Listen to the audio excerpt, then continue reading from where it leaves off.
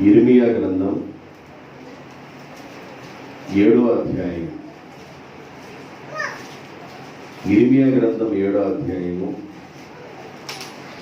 మొదటి వచనం దగ్గర నుండి కొన్ని వచనాలు 5వ వచనం వరకు చదువుదాం. యెహోవా యొద్ద నుండి ఇర్మియాకు ప్రత్యక్షమైన వాక్కు.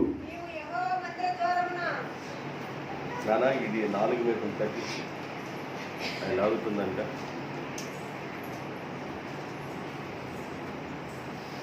చదువమ్మా.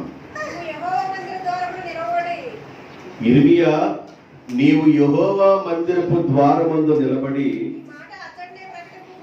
ఈ మాటలు ఆ మందిరపు ద్వారము దగ్గర నుండి ప్రకటించుము. దేవునికి నమస్కారం చేయుటకై ఈ మందిరపు ద్వారములో పడి ప్రవేశించు దేవుని పిల్లలందరకు యెహోవా మాట వినుడి.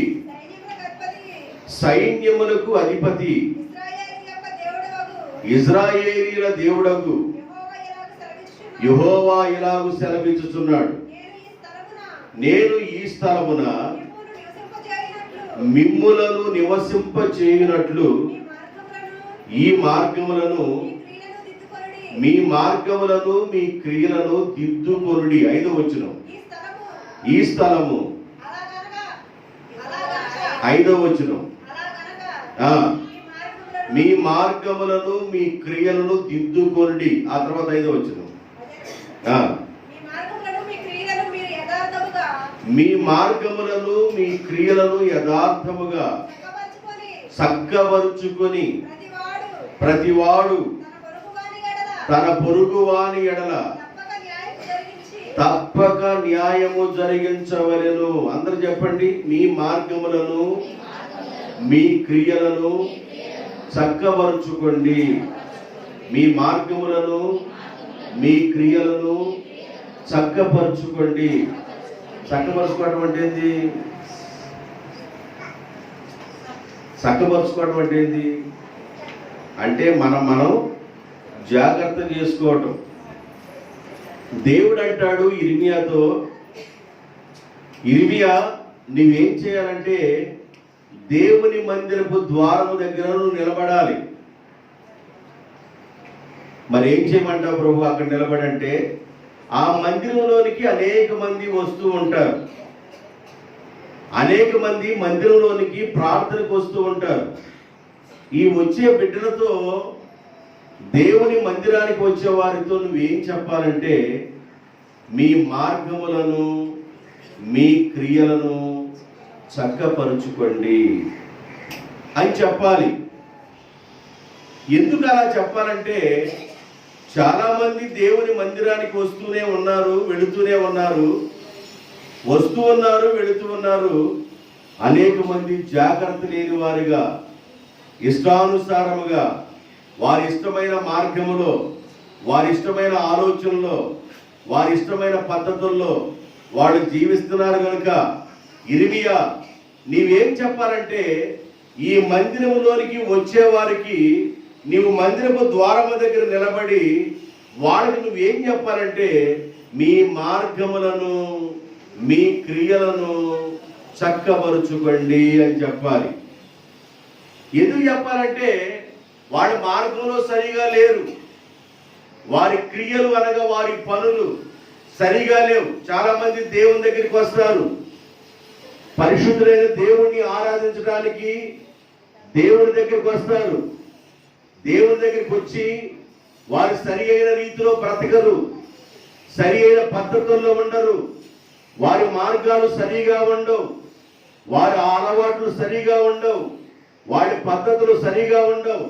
పరిశుద్ధులైన దేవుణ్ణి ఆరాధించడానికి వస్తారు కానీ ఇష్టానుసారంగా ఉంటారు, ఇష్టానుసారమైన పద్ధతుల్లో ఉంటారు.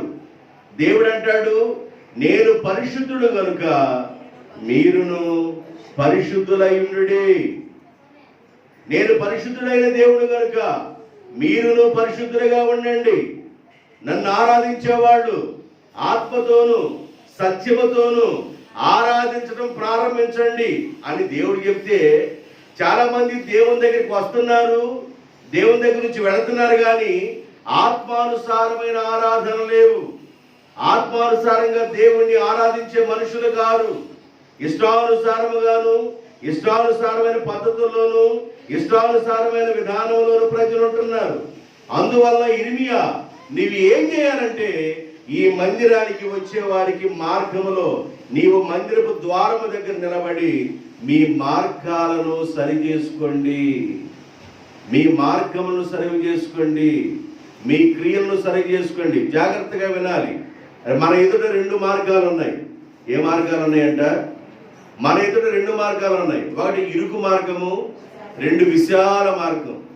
ఇరుకు మార్గంలో ప్రవేశించగోరు వారు చాలా జాగ్రత్తగా ప్రార్థన పూర్వకంగా ఎన్నో పరిస్థితులు, బాధల్ని, కష్టాలని అనుభవించి ఎన్నో ఇరుకులను, ఇబ్బందులను, నిందలను, అవమానాలను ఎన్నో ఓర్చుకొని ఎన్నో బాధలు అనుభవించి ఇరుకు మార్గంలో ప్రవేశించడానికి వస్తారు. ఇరుకు మార్గంలో రావడానికి చాలా కొద్ది మంది వస్తారు. విశాలమైన మార్గం, విశాలమైన మార్గం అంటే ఇష్టానుసారంగా బ్రతికే మార్గం, ఇష్టానుసారంగా ఉండే మార్గం. నీ నోరు ఎలాగైనా ఉండొచ్చు, నువ్వు ఏమైనా మాట్లాడవచ్చు, నువ్వు ఎలాగైనా బ్రతకొచ్చు, నీ ప్రవర్తన బాగాకుండా ఉండొచ్చు, ఇష్టానుసారంగా నువ్వు బ్రతకొచ్చు. అంటే దాన్ని ఏం చెప్పాలంటే గాలిపటము అనవచ్చు. ఏ పటం అంట? గాలిపటం లాగా కొంతమంది ఉంటారు. అలా ఉండకూడదు, అలా ఉండకూడదు. దేవుడు ఏం కోరుకుంటాడంటే దేవుని పిల్లలుగా ఉన్నవారు దేవునికి ఇష్టంగా బ్రతకాలి. ఇరుకు మార్గంలోకి వెళ్ళడానికి మనం ఇష్టపడాలి. విశాల మార్గంలో చాలా మంది ప్రయాణం చేస్తారు. విశాల మార్గంలో ఎవరు మిమ్మల్ని సరిచేసే ఆ ఆలోచనలు ఏముండవు. మీ ఇష్టం, మీ కాలు పట్టినంత వరకు తిరగవచ్చు. దేవుడు అంటాడు ఆ మార్గం మిమ్మల్ని ఎక్కడ తీసుకెళ్ళిందంటే తొదక నరకాన్ని తీసుకెళ్ళింది. అక్కడ అగ్ని ఆరదు, పురుగు చావదు, అది నరకానికి తీసుకెళ్ళింది. ఇరుకు మార్గంలో ప్రవేశించాలి అనుకున్నట్లయితే ఇక్కడ బాధలు, కష్టాలు, నిందలు, అవమానాలు ఉంటాయి, కానీ అది తొదక మిమ్మలను పరములకు నడిపించుద్ది అని చెప్పారు. ఇర్మియాలో దేవుడు అంటాడు మందిరానికి చాలా మంది వస్తున్నారు, చాలా మంది వెళుతూ ఉన్నారు. దేవుని మందిరానికి వస్తూ వెళుతూ ఉన్నారు, కానీ మందిరానికి ఎందుకు వస్తున్నాము, మందిరంలో దేవుడు ఏం మాట్లాడుతున్నాడు, మనం ఎలా జీవించాలి, దేవుని కొరకు ఎలా బ్రతకాలని ఆలోచన లేకుండా బ్రతుకుతున్నారు. కనుక ఇర్మియాను ద్వారం దగ్గర నిలబడి ఏం చెప్పాలంటే మీ మార్గములను, మీ క్రియలను చక్కబరుచుకోండి, మీ మార్గాలు, మీ క్రియలను చక్కబరుచుకోండి. ఎవరు మార్గాలు చక్కబరుచుకుంటారో జ్ఞాని అయిన సొలొమోను గారు సామెతల గ్రంథాన్ని రాస్తూ చెప్పారు. సామెతల గ్రంథం 21వ అధ్యాయము 29వ వచనం. భక్తిహీనుడు తన ముఖమును మార్చుకొనును, యథార్థవంతుడు తన ప్రవర్తనను చక్కపరుచుకొనును. అందరూ చెప్పండి, భక్తిహీనుడు తన ముఖమును మార్చుకొనును, యథార్థవంతుడు తన ప్రవర్తనను చక్కపరుచుకొనును. భక్తిహీనుడికి ఎన్నన్నా చెప్పు, భక్తిలో భయం లేని వాళ్ళకి, భక్తి అంటే దేవుడు అంటే భయం లేని వాళ్ళకి ఎన్నన్నా చెప్పు, చెప్పినప్పుడు ఎన్నట్టుగా ఉంటారు, ఆ తర్వాత ముఖాన్ని పక్క తిప్పుకుంటారు. దేవుని మాట విన్నట్టుగానే ఉంటారు, కానీ ముఖాన్ని పక్క తిప్పుకుంటారు. యథార్థవంతులైతే, దేవుణ్ణి ఆరాధించి నమ్మకంగా ఉన్న యథార్థవంతులైతే వారి మార్గాల్ని వాళ్ళు చక్కపరుచుకుంటారు. దేవుడు ఏమి మాట్లాడుతున్నాడు, మనం ఎలా ఉండాలని మార్గాలను చక్కపరుచుకుంటారు యథార్థవంతులు. భక్తిహీనులు ఇష్టానుసారంగా తిరుగుతారు, భక్తిహీనులు ఇష్టానుసారంగా ఉంటారు, వాడి ఇష్టానుసారమైన పద్ధతుల్లో ఉంటారు. వాడు విశాల మార్గం అంటే వాళ్ళకి ఇష్టము, వారి ఇష్టమైన మార్గాల్లో వాడు తిరుగుతూ ఉంటారు. యథార్థవంతులు ఏం చేస్తారంటే వారి యొక్క ప్రవర్తనను వారు దిద్దుకొని, వారి ప్రవర్తన వాడు సరి చేసుకొని, వాళ్ళ నడకను వాడు సరి చేసుకొని, వాడి యొక్క పడకను వాడు సరి చేసుకొని దేవుని ఎదుట వాళ్ళ జీవితాలను చక్కపరుచుకుంటారు. మనం ఏం చేయాలంటే మనం కుటుంబాలను చక్కపరుచుకోవాలి. మన కుటుంబాలను చక్కపరుచుకోవాలంటే నువ్వు చక్కగా ఉండాలి, చక్కగా ఉండటం అంటే దాని అర్థం ఏంటంటే ఏదేదో రాసుకొని చక్కగా ఉండటమని కాదు దాని అర్థం. ఏదో మనిషి ముఖానికి ఏదేదో రాసుకొని అందంగా కనబడటం అని కాదు. బ్యూటీ పార్లర్కి వెళ్తే వాళ్ళు చక్కగా దిద్ది పంపిస్తారు. బ్యూటీ పార్లర్కి వెళ్తే బోతలు అంతవరకు కట్ చేసి నైస్గా అన్ని విధాలుగా మేకప్ వేసి నిన్ను చక్కపరిచి పంపిస్తారు. అదిగా చక్కపరుచుకోవడం అంటే మన జీవితాల్ని మనం కట్టుకోవాలి, మన బ్రతుకులను మనం మార్చుకోవాలి, మన అలవాట్లను మనం మార్చుకోవాలి, మన పద్ధతులను మనం మార్చుకోవాలి. ఇష్టానుసారంగా బ్రతకకూడదు, ఇష్టానుసారంగా జీవించకూడదు. 11వ అధ్యాయంలో ప్రసంగి గ్రంథంలో చెప్తాడు, యవనుడా నీ యవన కాలమందు సంతోషించుము. చదవండి. యవనుడా 11వ అధ్యాయము 9వ వచనం, యవనుడా నీ యవనమందు సంతోషించుము, నీ యవన కాలమందు నీ హృదయమును సంతుష్టిగా ఉండనిమ్ము. నీకెన్ని కోరికలు వస్తున్నాయో ఆ కోరికల చొప్పునను నువ్వు ఏవైతే చూస్తున్నావో నువ్వు చూసిన దృష్టి యొక్క ఇష్టము చొప్పునను నీవు ప్రవర్తించుము.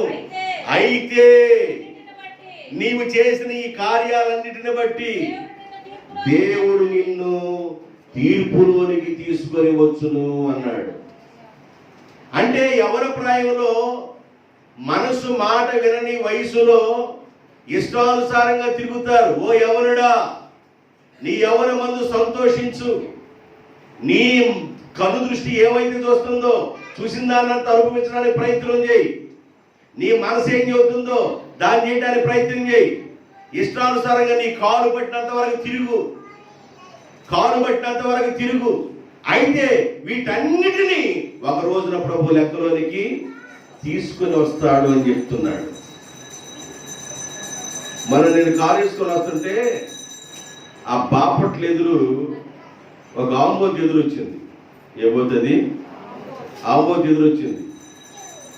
కొన్ని ఏమన్నా పక్కన వెళ్ళిపోతుంది, ఇది పక్కన వెళ్దో డైరెక్ట్గా వస్తుంది కారుకి ఎదురుగా. మనం ఏం చేయాలి? మనమే పక్కన తీసుకుని వెళ్ళిపోవాలి. అంటే చాలా మంది ప్రవర్తన ఎలా ఉండేదంటే యవన ప్రాయంలో ఎన్ని చెప్పినా వినరు, ఇష్టానుసారంగా ఉంటారు. యవన బలం, యవనపు యొక్క లక్షణాలను బట్టి వారి మనసు ఏం చెబుతుందో, వాళ్ళ చూపు ఏం చెబుతుందో, వాళ్ళ ఆలోచనలు ఏం చెబుతున్నాయో ఇష్టానుసారంగా తిరుగుతారు. కాలు పట్టినంత వరకు తిరుగుతారు.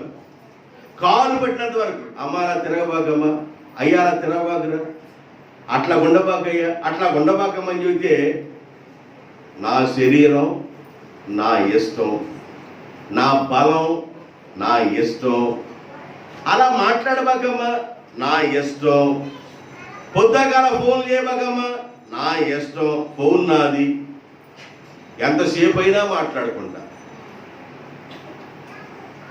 అరే పొద్దాకి ఎవరితో మాట్లాడేది ఫోను చెవు దగ్గర పెట్టి గోపలో బియ్యన్నదాకా అలాగే చాలా మంది సెల్ ఫోన్లు తీరు చెవు దగ్గర నుండి అట్ట అట్ట అట్ట ఏముండదు అక్కడ, సోది ఏమన్నది, సోది 2 గంటలు సోదేస్తారు.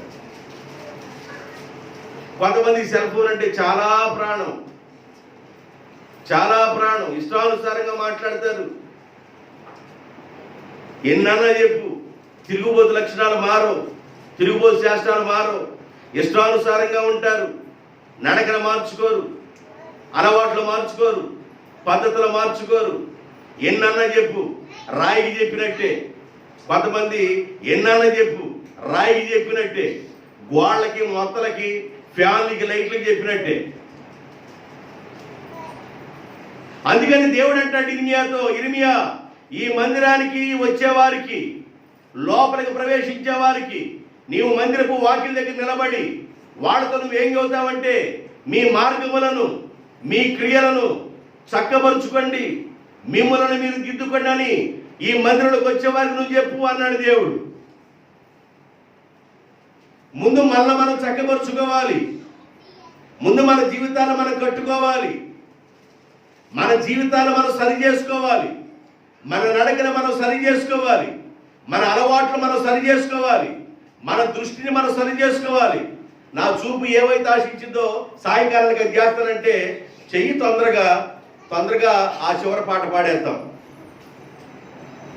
చివరి పాట ఏది? చివరి పాట అదేగా. నా ఇష్టం వచ్చిన నా చూపు ఏం చెబుతుంది అది చేస్తాను, నా మనసు ఏం చెబుతుంది అది చేస్తాను, నా ఆలోచన ఏం చెబుతుంది అది చేస్తాను. చాలా మంది వయసు బాగు మునిపే ఎవరి ప్రాయంలోనే చాలా మంది దాటి వెళ్ళిపోతున్నారు. మానవుడి యొక్క వయసు 70-80 సంవత్సరాలు ఉండవలసిన ఆయుష్కాలం ఒకవేళ కనీసం 60 కూడా దాటక మునిపే ఎవరి ప్రయాణంలో చాలా మంది వెళ్ళిపోతున్నారు. కారణం ఏంటంటే వాళ్ళ మనసు ఏం చెప్పిందో, వాళ్ళ చూపు ఏం చెప్పిందో, వాళ్ళ ఆలోచనలు ఎలాగున్నాయో, ఏం చెబితే అలా ఇష్టం వచ్చిన నడిచారు కనుక కాలం రాక మునిపే చాలా మంది ఈ భూమిని విడిచి వెళ్ళిపోతున్నారు. అందుకని బైబిల్ చెబుతుంది ప్రసంగి గ్రంథంలో, యవనుడా నీ యవన కాలం మందు సంతోషించయ్యా, నీ మనసు ఏం చెబుతుంది అది చెయ్యి, నీ చూపు ఏం చూస్తే అది చెయ్యి, నీ ఆలోచన ఏదైతే అది చెయ్యి. అయితే వీటన్నిటిని దేవుడు ఒక రోజున ఏం చేస్తాడు? లెక్కలోనికి తీసుకొస్తాడనే సత్యం తెలుసుకోవాలన్నాడు.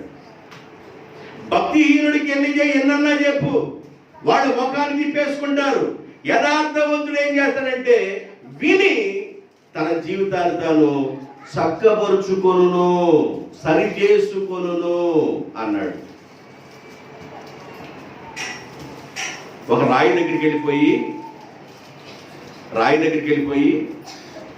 ఆ రాయి పక్కన ఈ 4 తీసుకొని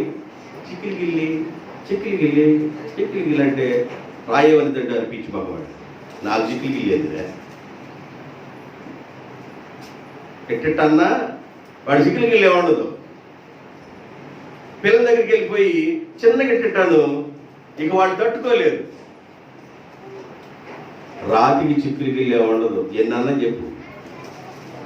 కొంతమంది స్టాండర్డ్ రాయిలాగా ఉంటారు. నేనేమంటాను గొండరాయి అంటాను. ఏ రాయి? కుగుడికాయ కొట్టుకుంటే తప్ప దేనికి పనికిరాదు. కొంతమంది హృదయం స్టాండర్డ్గా హృదయం ఎలాగుంటుందంటే రాయిలాగా ఉంటుంది. బైబిల్ ఏం చెప్తుందంటే మీ రాతి గుండెను మీలో నుండి బయటికి తీసి నేను మెత్తని మాంసపు గుండెని మీకు దయచేస్తాను అన్నాడు. దేవునికి మహిమ కలుగును గాక.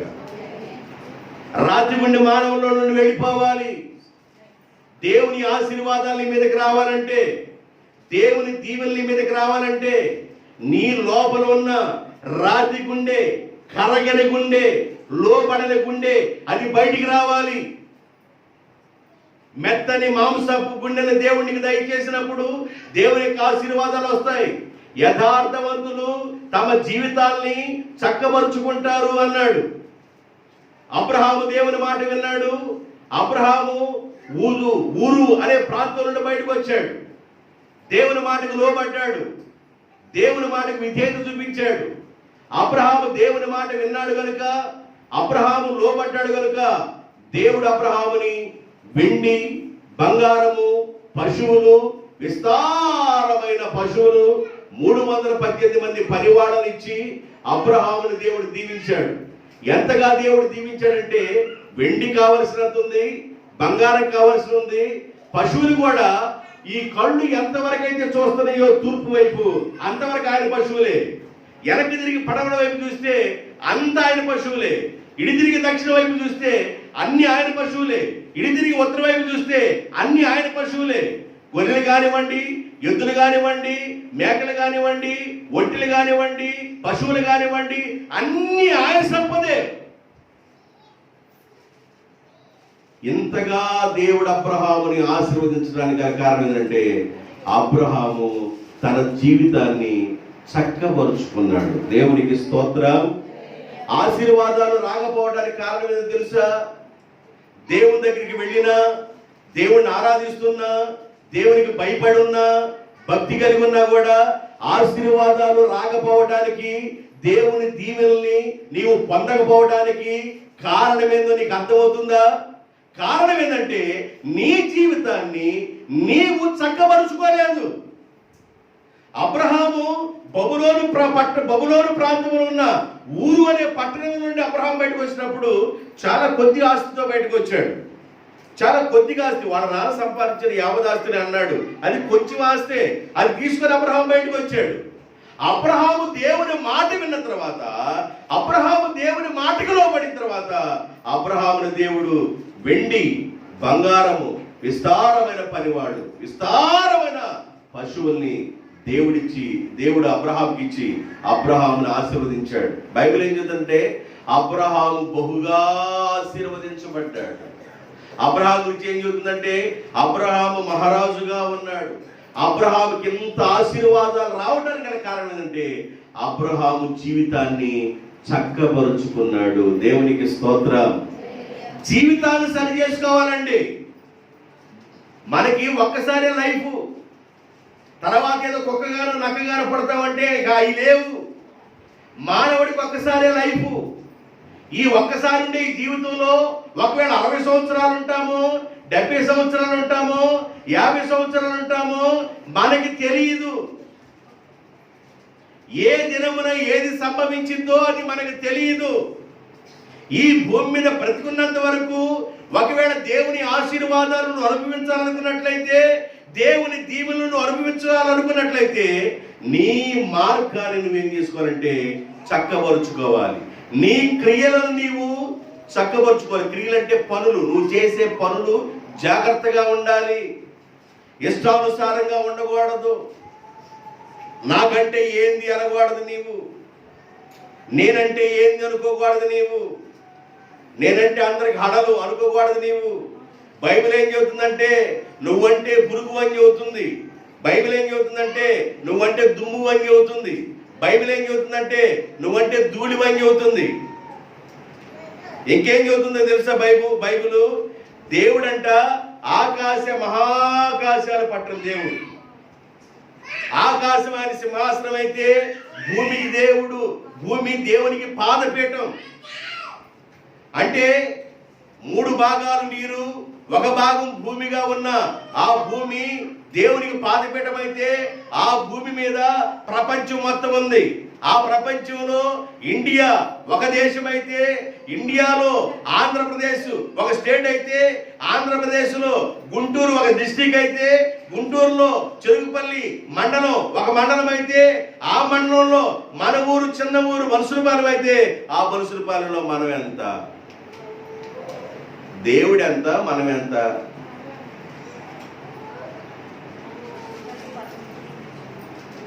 ఎంతలో కనబడి అంతలో మాయమైపోయి ఆవిరిలాంటి వారు మనం. అయితే దేవుడు అంటాడు ఈ భూమి మీద ఉండగానే నేను మిమ్మల్ని ఆశీర్వదిస్తాను, ఈ భూమి మీద ఉండగానే నేను మిమ్మల్ని వర్ధల చేస్తాను, ఈ భూమి మీద ఉండగానే మిమ్మల్ని సకల మేలులతో నింపుతాను. ఒకవేళ దేవుడు అలా చేయాలంటే నీవు ఈ భూమి మీద ఉండగానే దేవుని మాటను వినాలి. దేవునికి స్తోత్రం. ఈ భూమి మీద ఉండగానే నీవు దేవుని మాట వినాలి. చనిపోయిన తర్వాత జీవితాన్ని చక్కబరుచుకోలేం. చనిపోక మునిపే ఈ శరీరం అనే ఇంటిలో దేవుడు పెట్టిన ఆత్మ బయటికి రాక మునిపే నీ జీవితాన్ని సరి చేసుకోవాలి. దేవుడి పెట్టిన ఆత్మ ఎప్పుడు బయటకు వచ్చిందో తెలియదు. దేవుడు పెట్టిన ఆత్మ ఎప్పుడు బయటకు వచ్చిందో తెలియదు. ఒకవేళ ఆత్మ బయటకు వస్తే తల దగ్గర దీపం పెడతారు. కనుక ఈ ఆత్మ బయటికి రాకమునిపే ఈ గుడారం అనే ఇంటిలో దేవుడిచ్చిన ఆత్మ ఉండగానే మనం ఈ గుడారాన్ని జాగ్రత్త చేసుకోవాలి. ఈ గుడారం నీది కాదు. ఈ శరీరం, గుడారం అంటే శరీరం, ఈ గుడారం అంటే ఈ శరీరం నీది కాదు. ఈ శరీరం దేవుడు నీకు ఇచ్చాడు. ఈ శరీరంలో ఉండగా నా ఇష్టము, నా ఇష్టానుసారంగా ఉంటాను, నా ఇష్టానుసారంగా బ్రతుకుతాను అని నువ్వు అనుకోకూడదు. ఒకవేళ అనుకొని జీవిస్తే నీ శరీరంలో ఉండగా చేసిన ప్రతి పనిని బట్టి దేవుడు నిన్ను తీర్పులోనికి తీసుకొని వస్తాడు. అందువల్ల ఏం చేయాలంటే మన జీవితాన్ని మనం చక్కబరుచుకోవాలి. దేవునికి స్తోత్రం. మన జీవితాలను మనం కట్టుకోవాలి. మన బ్రతుకులు మనం మార్చుకోవాలి. నీ జీవితాన్ని నీవే మార్చుకోవాలి. ఎవరో వచ్చి మార్చరు. చాలా మంది అంటారు నా కోసం మీరు ప్రార్థన చేయట్లేదండి, మీరు ప్రార్థన చేస్తే నేను ఎప్పుడో మారేవాడిని అంటారు. నిజమే. అసలు మనసు నీకుండాలి కదా, మారాలనే మనసు నీకుండాలి కదా, జీవితాన్ని దిద్దుకోవాలనే మనసు నీకుండాలి కదా. ఒక మనిషి లేస్తే దాదాపు 10 పెట్లు సిగరెట్లు తాగుతాడు. 10 పెట్లు సిగరెట్లు తాగే మనిషి ఈ 10 పెట్లు సిగరెట్లు తాగడం వల్ల నాకు వచ్చే ఉపయోగం ఏందని ఒక్కసారిగా అనుకున్నట్లయితే ఆ 10 పెట్లోడు ఒక పెట్లోకి వస్తాడు. దీనివల్ల కూడా నా ఆరోగ్యం పాడవుతుంది కదా అనుకున్నవాడు ఆ మనసు ఎప్పుడైతే వచ్చిందో ఆ ఒక పెట్టు కూడా వదులుతాడు. నీకోసం ఇంకెవరు ప్రార్థన చేయాలి? ముందు నీ హృదయం మారాలి. నేను 10 పెట్లు తాగుతున్నాను సిగరెట్లు, దీనివల్ల నాకు వచ్చే ఉపయోగం లేదు. ఈ 10 పెట్ల వల్ల రోజుకి దాదాపు ఒక పెట్టు వచ్చి ఎంత అయిందండి? ఇక్కడ కాంట్రోల్ ఉంటే నువ్వు వ్యాపారస్తులు ఉన్నారు. ఏదో ఒక బ్రాండ్, ఏ బ్రాండ్ ఏదో ఒక బ్రాండ్, ఒక పెట్టు వచ్చి సుమారు 50 రూపాయలు. అదిగో అక్కడ కూడా ఆడ కూడా బ్రాండే, ఆడ కూడా కొట్టే 50 రూపాయలు వేసుకోండి. 10 పెట్లు 500 రూపాయలు. రోజుకి 500 రూపాయలు నేను నష్టపరుస్తున్నాను అనే మనసు నీకు వచ్చి రోజు 500 రూపాయలు అంటే 30 రోజులకి, నెల రోజులకి 3 5 15,000 రూపాయలు. 15,000 రూపాయలు నేను నష్టపరుస్తున్నాను అని అనుకుంటే దానివల్ల ఉపయోగం ఏందని అనుకుంటే 15,000 నీ జీవితానికి ఉపయోగపడతాయి. దేవునికి స్తోత్రాలు. 15,000 నేను నష్టపరుస్తున్న నెలకి అని నువ్వు అనుకున్నట్లయితే ఒక మనిషి ఇష్టానుసారంగా బ్రతుకుతారండి. పాస్టర్ గారు మా కోసం ప్రార్థన చేయండి, మీరు ప్రార్థన చేయట్లేదు మా కోసం, అందుకే మేము మారలేకపోతున్నాం. పాస్టర్ గారు ప్రార్థన చేస్తే నువ్వు మారేదేంది? మనసు నువ్వు మార్చుకోవాలి. మనసు మార్చుకోవాలి. మనసు మార్చుకున్నవాడు బాగుపడతారు. జీవితాన్ని చక్కబరుచుకున్నవాడు బాగుపడతారు. మనసును దిద్దుకున్నవాడు బాగుపడతారు. నువ్వేమైనా మనసు మార్చుకోకుండా నువ్వేమైనా ఇష్టానుసారంగా ఉండి, ఇష్టానుసారమైన ఆలోచనలో ఉండి, ఇష్టానుసారమైన నడకలో ఉండి, ఇష్టానుసారంగా ఉంటే మనసు మార్చుకోకుండా ఆశీర్వాదాలు ఎలాగ వస్తాయి? ఆశీర్వాదాలు రావాలంటే ముందు నీ మనసు మార్చుకొని నీ జీవితాన్ని చక్కబరుచుకోవాలి. దేవునికి స్తోత్రం. మోడు బారిన జీవితాలను చిగురింపచే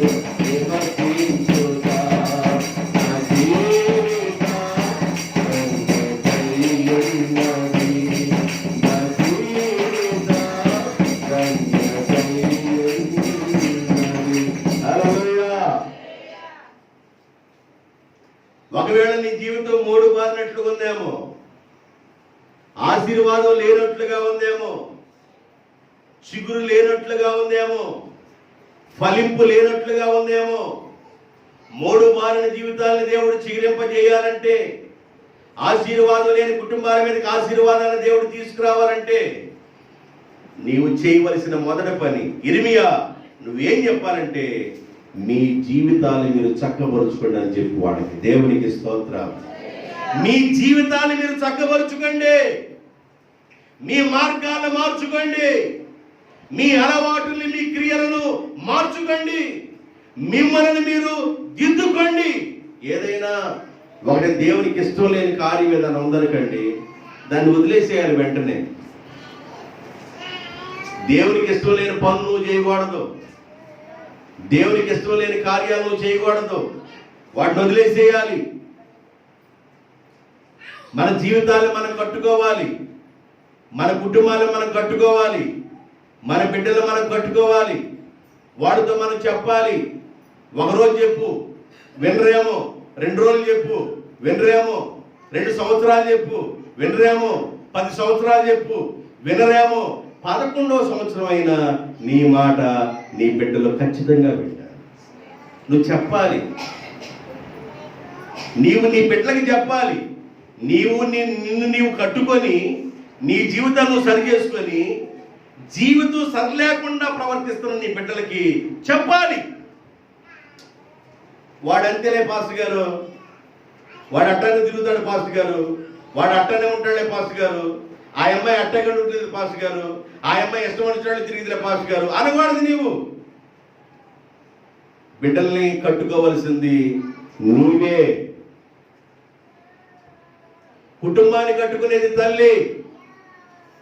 పురుషుడు పనికెళ్ళి వస్తాడు, లేదా జాబ్ చేసి వస్తాడు, ఆ శాలరీ తీసుకొచ్చి ఆ బీరువాలో పెడతాడు, ఇష్టం వచ్చినంత కుటుంబాలు వాడుకోమ్మా అని. కుటుంబాన్ని కట్టుకునేది తల్లి, బిడ్డలు కట్టుకునే తల్లి, నడిపించుకునే తల్లి, నేర్పించుకునే తల్లి. ఏ విషయమైనా నీ బిడ్డలకి నేర్పించుకోవలసిన బాధ్యత ఒక తల్లిగా నీ మీద ఉంది. అబ్రహాము గురించి దేవుడు అంటాడు 18:19 ఆదికాండం 18:19, ఎట్లనగా దేవుడు యెహోవా అబ్రహాము గురించి చెప్పినది అతనికి కలుగజేయనట్లు అబ్రహాము తరువాత తన పిల్లలను, అబ్రహాము తరువాత తన పిల్లలను, అబ్రహాము తరువాత తన ఇంటి వారిని నీతి న్యాయములు జరిగించుచు యెహోవా మార్గములు గైకొనేటట్లుగా అబ్రహాము ఆ ఇంటి వారికి నేర్పుతాడని నేను అబ్రహాము గురించి సాక్ష్యం ఇస్తున్నాను. అబ్రహాము తన కుటుంబాన్ని చక్కబరుస్తాడని, తన ఇంటి వారికి నీతి న్యాయాలు నడిపిస్తాడని, తన ఇంటి వారికి నీతి న్యాయాలు జరిగించేటట్లుగా వాళ్ళకి నేర్పిస్తాడని అబ్రహాము గురించి నేను సాక్ష్యం ఇస్తున్నాను అంటాడు దేవుడు. దేవుని బిడ్డలారా, మన పిల్లల్ని మనమే నడిపించుకోవాలి. మన పిల్లల్ని ఎవరో నడిపించరు. మన పిల్లల్ని మనమే చక్కబరుచుకోవాలి. మన పిల్లల్ని ఎవరో జాగ్రత్త చేయరు. మన కుటుంబాన్ని మనమే కట్టుకోవాలి. మన కుటుంబాన్ని ఎవరో కట్టరు. కాబట్టి కుటుంబాన్ని కట్టుకోవాలన్నా, కుటుంబాన్ని నాశనం చేసుకోవాలనుకున్నా నీవే. బైబిల్ ఏం చెప్తుందంటే, జ్ఞానవంతురాలు తన కుటుంబమును కట్టుకొనును, 3 రాళ్ళు తన చేతులతో తన ఇంటిని పెరికి వేసుకుని వడవిరుకనంటే ఉన్న సూరుకున్న కప్పంతా వడదీసి బొంగులన్నీ తీసుకొచ్చి మా పక్కనేటివని కాదు దాని అర్థం. నీ కుటుంబాన్ని నువ్వే నాశనం చేసుకుంటావని దాని అర్థం. కుటుంబానికి మాదిరి అండి మనం. ఒక తల్లి ఒక తండ్రి కుటుంబానికి మాదిరి. కాబట్టి మన బిడ్డలు మనం కట్టుకోవాలి, మన కుటుంబాన్ని మనం కట్టుకోవాలి, మన ప్రవర్తన మనం చక్కబరుచుకోవాలి, మన నడకను మనం చక్కబరుచుకోవాలి. ఇర్మియా ఈ మందిరపు ద్వారం దగ్గర నిలబడి నీవు మందిరానికి చాలా మంది వచ్చి వెళతా ఉన్నారు. వాళ్ళతో ఏం చెప్పాలంటే, మీ మార్గాన్ని మీరు మార్చుకోండి, మీ క్రియలను మీరు మార్చుకోండి, మీ జీవితాన్ని మీరు చక్కబరుచుకోండి అని వాళ్ళకి నువ్వు చెప్పిరిమియా. చాలా మంది దేవుని దగ్గరికి వచ్చి వెళుతున్నట్లుగా ఉన్నారు, కానీ వాళ్ళ బొమ్మలాటగా ఉంది. వాళ్ళు ఇష్టానుసారంగా బ్రతుకుతున్నారు, ఇష్టానుసారమైన ఆలోచనలో, ఇష్టానుసారమైన నడకలో ఉన్నారు. వాళ్ళ జీవితాన్ని మార్చుకోమని చెప్పన్నాడు. యథార్థవంతులు తమ జీవితమును చక్కబరుచుకొను.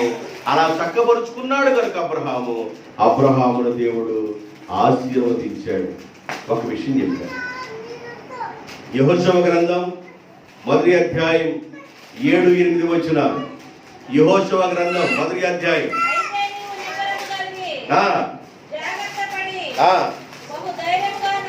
అయితే నీవు నిబ్బరము కలిగి జాగ్రత్త పడి బహుధైర్యముగా ఉండి నా సేవకుడైన మోషే నీకు ఆజ్ఞాపించిన ధర్మశాస్త్రమంతటి చొప్పున చేయవలెను. నీవు నడుచు ప్రతి మార్గమున చక్కగా ప్రవర్తించున్నట్లు నీవు దేవుని యొక్క వాక్యము నుండి కుడికి గాని ఎడమకు గాని నీవు తిరగకూడదు. నీ మార్గమును నువ్వు చక్కగా ప్రవర్తించాలంటే దేవుని యొక్క వాక్యములను ఉండాలి. కుడికి గాని ఎడమకు గాని నువ్వు తిరగకూడదు. దేవుని మార్గములో గాని నువ్వు నడిచిన ఎడల నీ మార్గములో నీవు వర్ధిల్లుతావు. ఓ యెహోషువ, నీ మార్గములో నీవు వర్ధిల్లాలంటే, నీ మార్గములో నీవు దీవెన పొందాలంటే, నీ మార్గములో నువ్వు ఆశీర్వాదం పొందాలంటే దేవుని యొక్క వాక్యములో నుండి కుడికి గాని ఎడమకు గాని నీవు తిరగకూడదు. వాక్యం ఏం చెబుతుందో వాక్యానుసారంగా నువ్వు నడవాలి, వాక్యానుసారంగా నువ్వు ప్రవర్తించాలి. నీ ఇష్టం వచ్చినట్లుగా నువ్వు ఉండకూడదు. ఒకవేళ నువ్వు గాని వాక్యానుసారంగా కానీ నడిచినట్లయితే నీవు నిలబడు దినములన్నిట ఏ మనుషుడు నీ ఎదుట నిలవజాలడు. నీ మార్గంలో నువ్వు వర్ధిల్లాలంటే, నీ కుటుంబంలో నువ్వు వర్ధిల్లాలంటే, నువ్వున్న ప్రాంతంలో నువ్వు వర్ధిల్లాలంటే, నువ్వున్న ప్రదేశంలో నువ్వు వర్ధిల్లాలంటే దేవుని యొక్క వాక్యంలో నిలబడాలి. కుడికి గాని ఎడమకు గాని తిరగకూడదు. దేవుని యొక్క మార్గంలో నువ్వు నడవాలి. దేవుని యొక్క మార్గాన్ని అనుసరించి నువ్వు నడవాలి. ఎప్పుడైతే అలా నడుస్తావో నీ మార్గంలో నీవు వర్ధిల్లెదవు. నీ మార్గాన్ని చక్కబరుచుకున్న ఎడల నీవు వర్ధిల్లుతావు. వర్ధిల్లటం అంటే ఏంది? ఆశీర్వాదము అని అర్థం. వర్ధిల్లటం అంటే ఏంది? ఆశీర్వాదం.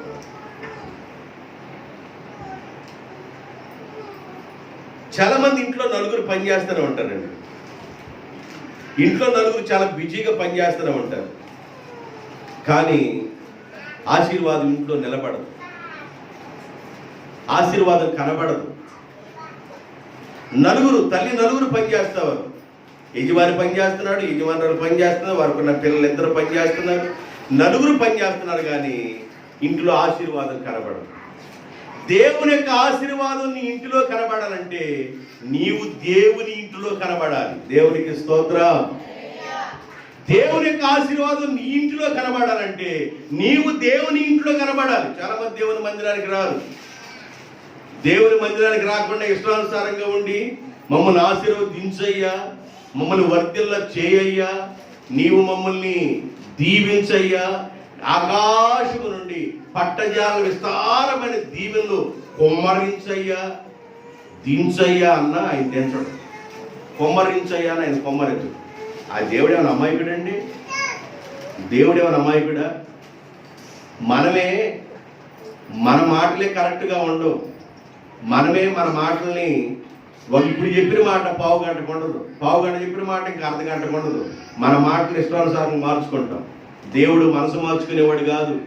దేవుడు నిన్ను ఆశీర్వదిస్తానని చెప్పాడు, ఆశీర్వదిస్తాడు అంతే. దేవునికి స్తోత్రం. ఆదామును అవను సృష్టించినప్పుడు అన్నాడు, మీరు ఫలించి అభివృద్ధి పొంది విస్తరించి భూమిని నిండించి దాన్ని లోపరుచుకొని దానిని మీరు యానండి. అబ్రహాం, ఆదాము, మీరు ఫలించండి అని చెప్పాను. ఆ ఫలించడానికి ముందుగా నేను మీకు ఆశీర్వాదం ఇచ్చేసాను, దీవెనలు ఇచ్చాను. కాబట్టి మీరు ఫలించండి. విస్తరించండి, భూమిని నిండించండి, దానిని లోపరుచుకోండి అన్నాడు. కాబట్టి అలాంటి ఆశీర్వాదాలు మన మీదకి రావాలి అంటే దేవుని మాటలు మనం వినాలి. దేవునికి స్తోత్రం. ఇప్పుడు చిన్నపిల్లలు వాళ్ళకేం తెలియదు, వాడు పాపం తింటా ఉంటారు, గొడవ చేస్తుంటారు. చిన్నపిల్లలు కనుక కొంతమంది 50 సంవత్సరాలు వచ్చిన చిన్నపిల్లలుగానే ఉంటారు. ఒకళ్ళు అంటారు, ఈ వయసు పెరిగింది కానీ బుద్ధి పెరగలేదే అంటారు. అంటే దాని అర్థమేంటి? చిన్నపిల్లలంటే అల్లరి చేస్తుంటారు, గొడవ చేస్తుంటారు. కొద్దిసేపు ఆడు మొఖాన్ని ఈడు గుద్దుతాడు, ఈడు మొఖాన్న వాడు గుద్దుతాడు. తర్వాత ఒక 2 రూపాయలు తీసుకెళ్ళిపోయి గోళీలు కొనుక్కొసుకొని గోళీలు ఆట ఆడతారు. ఆడ జేబులో కొద్దిసేపు వెళ్తాయి, ఆడ జేబులో కొద్దిసేపు వస్తుంటాయి. ఇది చిన్నపిల్లలు చేస్తారు. కొంతమంది 45 సంవత్సరాలు వచ్చిన 50 సంవత్సరాలు వచ్చిన ఆ తూముల కింద, తెనాలి తూముల కింద బాగా ఎండాకాలం కిష్టకాలం ఎండిపోయినప్పుడు ఆ తూముల కింద ఆడుతూ ఉంటారు. 45, 50 సంవత్సరాలు ఉంటాయి వాళ్ళకి. ఏ ఆట ఆడేది? గోళీ ఆట. తూముల కింద కిష్టకాలం ఎండిపోయినప్పుడు తూముల కింద ఆడుతూ ఉంటారు. ఆ తూముల కిందకు వచ్చి గోళీలు ఆట ఆడవచ్చు, ఇంకే ఆట అన్న ఆడవచ్చు. ఆట ఆడుతూ ఉంటారు తూముల కింద కూర్చొని. చిన్నపిల్లల కంటే వివరం లేదు. వయసు పెరుగుతుంది, బుద్ధి మారటల్లా వయసు పెరుగుతుంది, అలవాట్లు మారటల్లా వయసు పెరుగుతుంది, పద్ధతులు మారటల్లా. మనల్ని మనం చక్కపరుచుకోవాలి. దేవునికి స్తోత్రం. యెహోషువ, నీవు నీ జీవితాన్ని చక్కపరుచుకొని దేవుని యొక్క వాక్యములో నుండి కుడికి కానీ ఎడమకు కానీ నువ్వు తిరగకుండా నీవు ఈ మార్గంలో కానీ నువ్వు నడిచినట్లయితే ఈ మార్గంలో నీవు వర్ధిల్లెదవు, ఆశీర్వాదం పొందుతావు, దీవించబడతావు. అబ్రహాము దీవించబడ్డాడు, ఇస్సాకు దీవించబడ్డాడు, యాకోబు దీవించబడ్డాడు. యెహోషువ, నీవు కూడా దీవించబడాలంటే నీవు ఈ మార్గంలో ఉండాలి అన్నాడు. దేవుని మార్గంలో మనం నడవాలంటే మన అలవాట్లు మార్చుకోవాలి. ప్రతి మనిషికి ఏదో ఒక బ్యాడ్ హ్యాబిట్ ఉంటుంది. బ్యాడ్ హ్యాబిట్ లేని వాళ్ళు ఎవరున్నారు? యేసు ప్రభు తప్ప. భూమి మీద బ్రతికున్న ప్రతి మనిషిలో ఏదో ఒక చెడ్డ లక్షణాలు ఉంటాయి. యేసు ప్రభు ఒక్కడే అన్నాడు, నాలో పాపం ఉందని మీలో ఎవడైనా రుజువు చేయగలనని దమ్ముగా ధైర్యంగా మాట్లాడింది ఆయన ఒక్కడే. భూమి మీద ప్రతి మనిషికి ఏదో ఒక లోపం ఉంటుంది, ఏదో ఒక బలహీనత ఉంటుంది. అయితే లోపంలోనే బ్రతకొద్దు, లోపాన్ని సరి చేసుకోండి అంటున్నాడు దేవుడు. బలహీనతలోనే బ్రతకొద్దు, బలహీనతలు సరి చేసుకోండి అంటున్నాడు దేవుడు. ప్రతి మనిషికి ఏదో ఒక లోటు ఉంటుందండి. సత్యహరిశ్చంద్రుడు ఇంట్లో ఎవరు లేరు. ప్రతి మనిషికి ఏదో ఒక బలహీనత ఉంటుంది.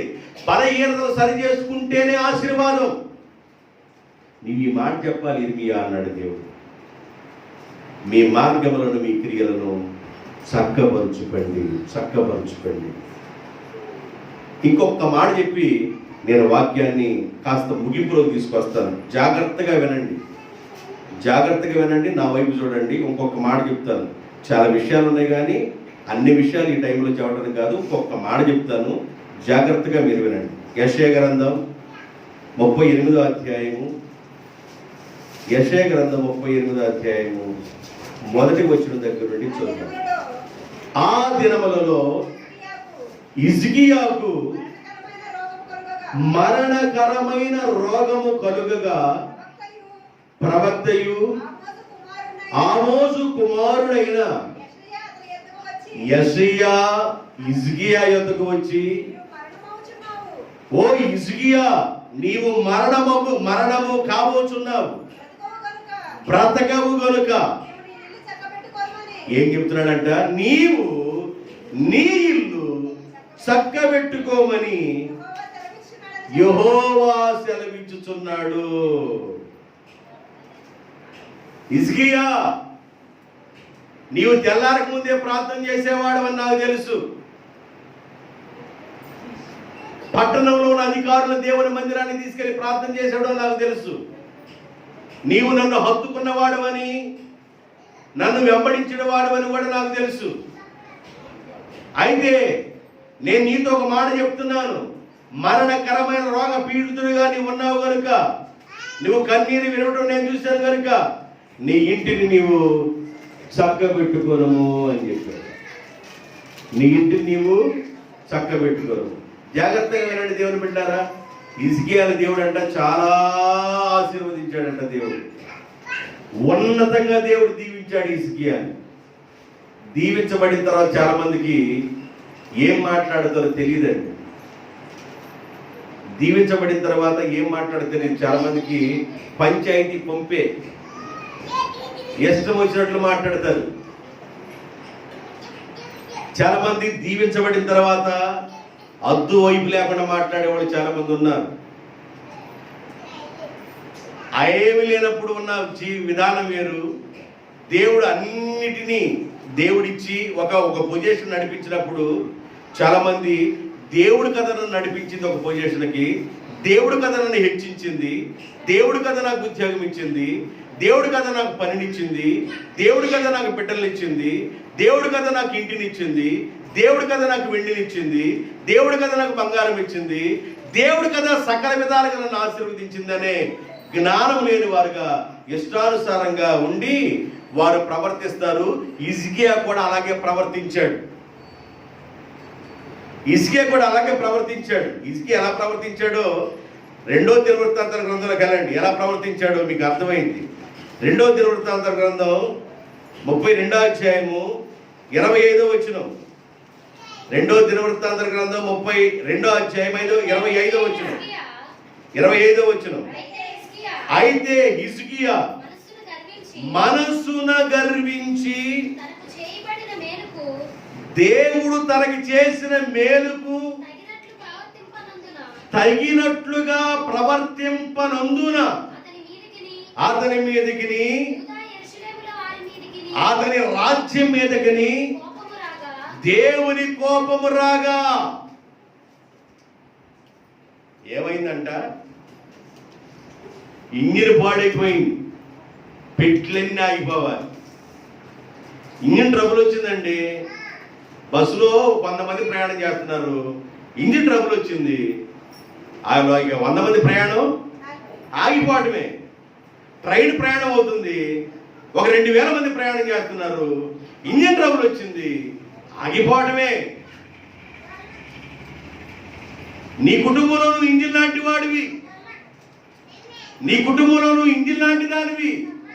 ఒకవేళ నువ్వు ట్రబుల్గా ఉంటే, యజమానిగా ఉన్న నీవు ట్రబుల్గా ఉంటే, యజమాని రాలుగా ఉన్న నీవు ట్రబుల్గా ఉంటే వెనకొన్నవి మొత్తం ఆగిపోతాయి. హిజ్కియాని దేవుడు ఎంతగానో ఆశీర్వదించాడు, ఎంతగానో వర్ధన చేశాడు దేవుడు.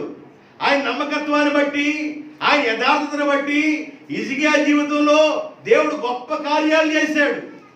ఆశీర్వదించబడిన తర్వాత, వర్ధిల్లిన తర్వాత, అన్ని దేవుడిచ్చిన తర్వాత ఈయన ఏం చేశాడంటే దేవుడు చేసిన మేలును మర్చిపోయి మనసున గర్వించి ఇష్టానుసారంగా ఉండటం వలన ఆయన మీదకి, ఆయన దేశం మీదకి, ఆయన రాజ్యం మీదకి దేవుని కీడు వచ్చింది అని రాయబడింది. కుటుంబంలో ఉన్న నీవు బాగాకపోతే నీ కుటుంబం బాగాదండి. కుటుంబంలో ఉన్న యజమాని నువ్వు బాగాపోతే నీ కుటుంబం బాగాదండి. కుటుంబంలో ఉన్న యజమానురాలుగా ఉన్న నువ్వు బాగాపోతే నీ కుటుంబం బాగాదండి.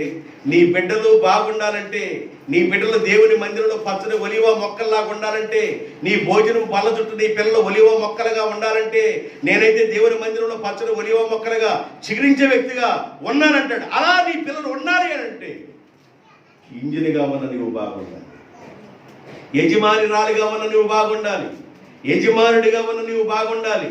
నీ మార్గాన్ని నువ్వు చక్కబరుచుకోవాలి, నీ ప్రవర్తన నువ్వు దిద్దుకోవాలి, నీ పనులు నువ్వు సరి చేసుకోవాలి, నీ క్రియలను సరి చేసుకోవాలి.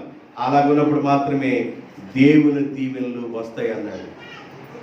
మరణకరమైన రోగ పీడితుడవుగా యెషయాని పంపించి హిజ్కియాతో అన్నాడు దేవుడు, నీ ఇంటిని నీవు చక్కబెట్టుకొనుము అన్నాడు.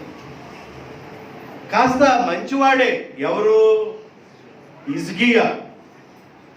ఆశీర్వాదం వచ్చిన తర్వాత ఇక ఏం మాట్లాడుతున్నారో అర్థం కావటంలా. ఆ మధ్య ఉద్యోగానికి వెళ్ళి వచ్చాడు ఒక ఆయన. ఆ చిన్నపిల్లడుగా ఊర్లో ఉన్నప్పుడు తాటికాయలు పైనుంచి రాలిపడితే బాగా ఆకులు పెట్టి తాటెకులు పెట్టి కాల్చుకొని బాగా గుజ్జు బయటకు వస్తున్నప్పుడు దాని నెత్తంతా పీక్కొని తిని, దేన్నెత్తి తాటికాయ నెత్తంతా పీక్కొని తిని దాని గుజ్జంతా తిని బాగా తాటి ఇత్తనాలంటే ఏం తెలుసు, తాటికాయ అంటే ఏందో తెలుసు, తాటేకులు ఏందో తెలుసు. వెళ్ళొచ్చిన తర్వాత అన్నాడంట, ఏంది ఏళ్ళేళ్ళుగా ఊగుతున్నాయి అన్నాడంట. ఏళ్ళేళ్ళుగా ఏం ఊగుతాయి? తాటే కంటే ఏళ్ళేళ్ళు ఊగుతుందండి. ఏంది అక్కడ నేరేడుకాయలు ఉన్నాయి అన్నాడంట. ఏం కాయలంట?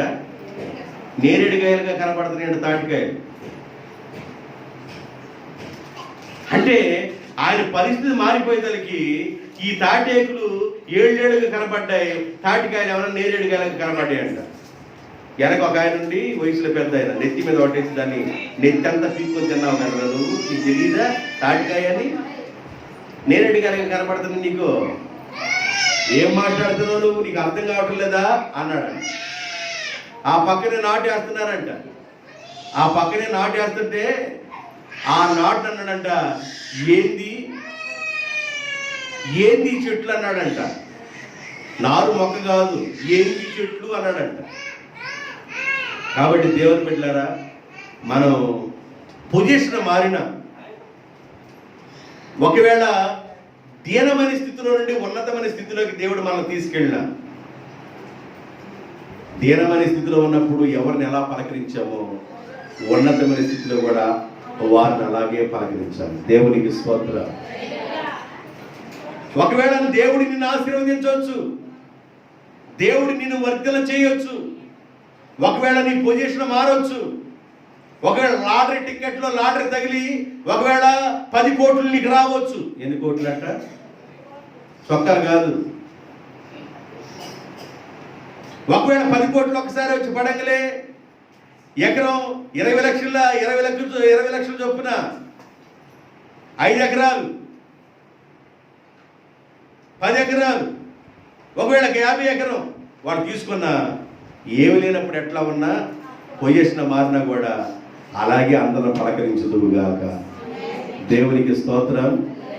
ఎందుకంటే ఈ మాట చెబుతుంది, సొలొమోను ప్రపంచంలోనే గొప్ప ఆస్తి కలిగినవాడు, ప్రపంచ దేశాలలో గొప్ప ఆస్తి కలిగిన వాడు సొలొమోను.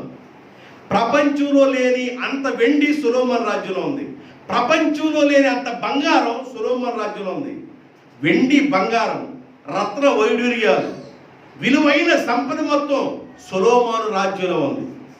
సొలొమోను ప్రసంగి గ్రంథం రాస్తూ 5వ అధ్యాయము 15వ వచనం అంటాడు, ఏ ప్రకారముగా ఒకడు తల్లి గర్భంలో నుండి బయటికి వచ్చాడో ఆ ప్రకారముగానే తాను తల్లి గర్భంలో నుండి వచ్చినట్లే మరలా దిగంబరిగానే ఈ భూమిని వదిలిపోవును. తాను ప్రయాసపడి సంపాదించిన దానిలో ఏదైనా చేతబట్టుకొని పోడు. అతను వచ్చిన ప్రకారమే మరలా పోవును. ఏం తీసుకుని వెళ్ళడంట మనిషి. మరి ఏం తీసుకుని వెళ్ళినప్పుడు అందరితో బాగుంటమే. దేవునికి స్తోత్రం. ఏముంది మనకి? వచ్చేటప్పుడు ఏం తీసుకురాలేదు. అయితే దేవుడు నిన్ను ఆశీర్వదించాడు. నీ తల్లిదండ్రులు మంచితనాన్ని బట్టి, నీ తల్లిదండ్రులు ఒకవేళ ఆ మంచితనం బట్టి నీ బిడ్డలుగా ఉన్న నా బిడ్డలు బాగుండాలని వాడు తినకో మంచితనంతో కష్టపడి ఒకవేళ 4 ఎకరాలు 5 ఎకరాలు సంపాదిస్తే వాళ్ళ మంచి లక్షణాలు కూడా నీకు వచ్చి ఆ 4-5 ఎకరాలకి ఇంకొక 4 ఎకరాలు మంచి లక్షణాలు నీకు నేర్పించారు కనుక నువ్వు సంపాదించుకుంటే ఒకవేళ ఆస్తి 10 ఎకరాలు అయిన తర్వాత నీకు పుట్టాడే 3వ తరంలో పిల్లోడు, ఆ పిల్లోడు కూడా నువ్వే నేర్పాలంటే మంచే నేర్పుదుగాక. ఒకవేళ అలా నేర్చుకోలేదనుకోండి, చెరుకుపల్లిలో ఆ మధ్య ఒక ఆయనతో మాట్లాడా. ఆయన పేరు నేను చెప్పను, ఎందుకు లైవ్లో ఆయన పేరు ఎందుకు మనకి. వాళ్ళ నాన్న 22 ఎకరాలు ఇచ్చాడంట ఆయనకి. ఎన్ని ఎకరాలు? 22 ఎకరాలు ఇచ్చాడంట వాళ్ళ నాన్న ఆయనకి. ఆయన గారు టీచరు. నేను ఉండి వండలేక ఏం చేస్తారయ్యా అని అడిగా. నాకేమన్నా ఉండి వండలేక పలకరిస్తుంటా అందరం. ఏం చేస్తారయ్యా అని అడిగితే నేను టీచర్ని అన్నాడు. మంచిదయ్యా అన్న. వెనక దూదను ముందు పొడుగు ఉంటుంది, గోల్డ్ ఫ్లాగ్స్ సిగరెట్లు అవి ఒక పెట్టి బాగా కొనుక్కున్నాడు. జర్దాగా నాగులాగా తెల్ల ప్యాంటు తెల్ల సొక్క వేసుకున్నాడు, నీట్గా ఉన్నాడు. ఎన్ని పెట్లు కాలుస్తారయ్యా అన్న. 10 పెట్లు అంటే ఈజీగా అయిపోతాయి అన్నాడు. సరేనండి అన్న. మీ నాన్నగారు ఎంత ఆస్తి ఇచ్చారయ్యా నీకు అని అడిగాను. 22 ఎకరాలు పొలం ఇచ్చాడయ్యా నాకు అన్నాడు. చాలా గొప్ప విషయం అండి అన్నా నేను. మీరేం చేస్తారంటే టీచర్ అని చెప్పాడుగా. నేను ఒక మాట అడుగుతాను, ఏమనుకోకుండా ఉంటాను. అడుగు అన్నాడు. ఇప్పుడు ఎంత ఉందో పొలం అన్న. 2 ఎకరాలు ఉందండి అన్నాడు. మరి 20 ఎకరాలు ఏమన్నాను. పక్కలాగిని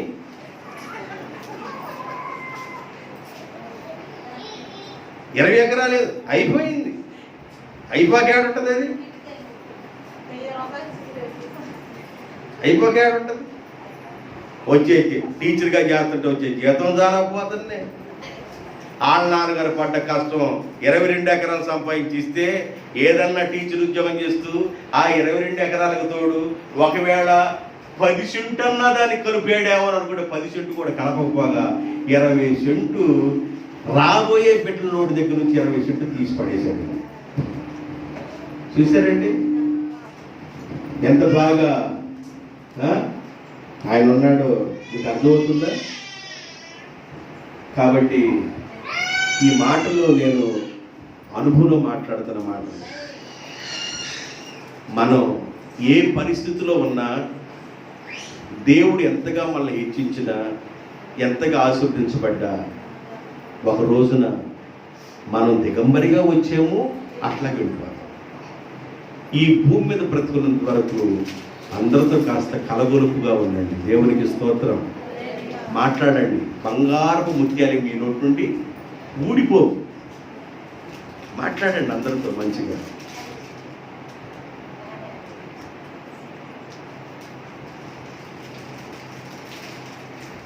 ఎంత ఉన్నాడంటే మా మేనగాడ కొడుకు చిన్నోడు.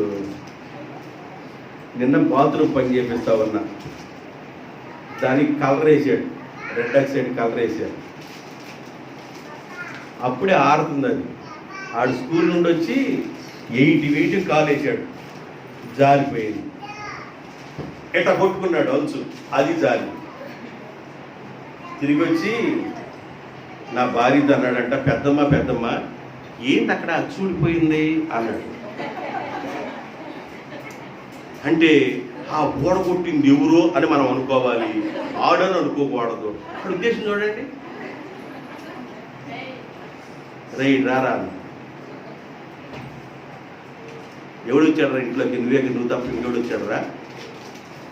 కాలేజీ నువ్వే కదరా అన్న. ఏమంటామండి అంటే ఆడ అమ్మేమో నలిగిద్దామో, వెళ్ళిపో అని. పిల్లలు కదండి, ఏమంటాం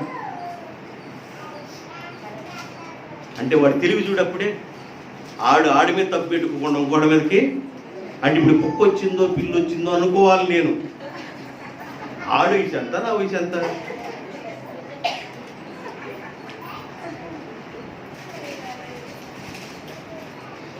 కాబట్టి దేవుని బిడ్డలారా జాగ్రత్తగా ఉన్నాం.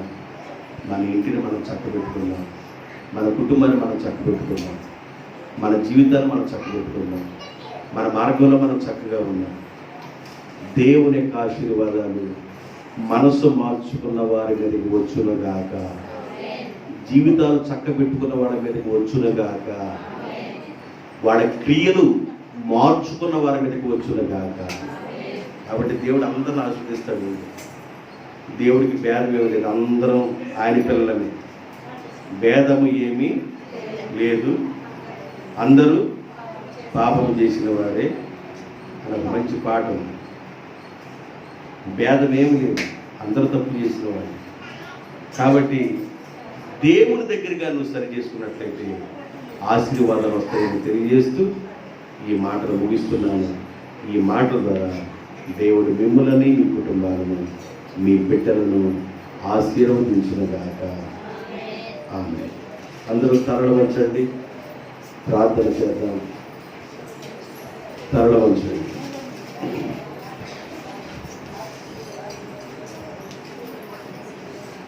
ఉన్నతమైన బహుమానాలకు, ఆశీర్వాదాలకు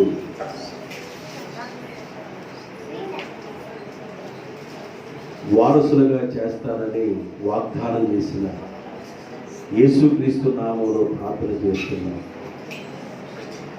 ఇర్మియాని నిలబెట్టి దేవుని మందిరపు ఆవరణములో మందిరానికి వచ్చి పోయే వాళ్ళకి ఈ మాటలు చెప్పమని చెప్పాడు. మీ మార్గములను, మీ క్రియలను చక్కపరుచుకోండి అని. అలా ఎవరు చక్కపరుచుకుంటారో వారు ఆశీర్వదించబడతారని మీ లేఖల ద్వారా తెలియజేసావు నాయన. ఈరోజు మీ సన్నిధికి చేర్చిన బిడ్డలందరినీ పేరు పేరు చొప్పున దీవించండి. కొరత లేని వారుగా, కొదువు లేని వారుగా, ఆశీర్వాదాలు పొందు బిడ్డలుగా చేయాలి. మా గ్రామమును, మా ప్రాంతమును ఆశీర్వదించాలి. ప్రతి కుటుంబాన్ని దీవించాలి. ఉన్నతమైన మహిమ దీవెన, ఆకాశపు మంచు, ఆశీర్వదించే మంచు ఈ ప్రాంతం మీదకి నిండుగా సమృద్ధిగా వచ్చునుగాక. ప్రతి కుటుంబము, ప్రతి బిడ్డ దీవించబడునుగాక. ఉన్నతమైన బహుమానాలకు, దీవెనలకు వారసులవుదురుగాక. మేలులతో ప్రతి కుటుంబాలను నింపమని, వర్ధన చేయమని, మీ ఆశీర్వాదాలకు పాత్రులు చేయమని చేరున్న ప్రతి బిడ్డను దీవిస్తూ ప్రార్థన చేస్తున్నాను. నా తండ్రి, మీకు స్తోత్రాలు. మీ సన్నిధానంలో తండ్రి ఈరోజు సువార్త కొరకు మేము ప్రార్థన చేస్తున్నాం. ప్రియ కుమార్తె మరి తన వివాహం కొరకు వేడుకుంటున్నాను. మీ ఘనమైన మీ సన్నిధిలో ఆ బిడ్డకు మంచి వివాహం జరిగినట్లుగా ఉపదయించమని, ఉన్నతమైన ఆశీర్వాదాలు, బహుమానాలు రాని దీవిస్తూ యేసయ్య నామములో ప్రార్థన చేయుచున్నాము తండ్రి. ఆమేన్.